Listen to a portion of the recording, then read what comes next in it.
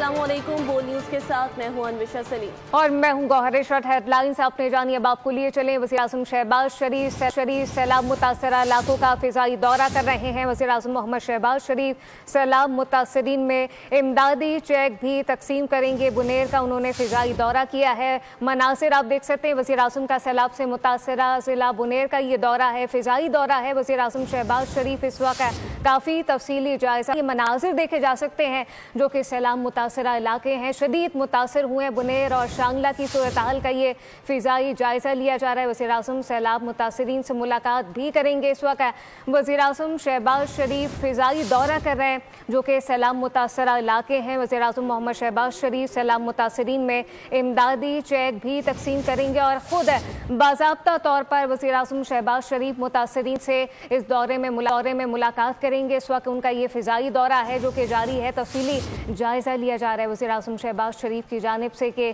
कितनी ज़्यादा तबाही और नुकसान हो चुका है। और वज़ीर-ए-आज़म मोहम्मद शहबाज शरीफ अब से कुछ ही देर बाद जो है वो मुतासरीन से मुलाकात भी करेंगे और उनमें कुछ चेक भी तकसीम किए जाएंगे। ये फिजाई दौरा है जिसके मनाजिर भी देखे जा सकते हैं कि कितनी ज़्यादा जो है वो तबाही हुई है, नुकसान हुआ है। वज़ीर-ए-आज़म मोहम्मद शहबाज शरीफ सैलाब मुतासरीन में इमदादी चेक भी तकसीम करेंगे।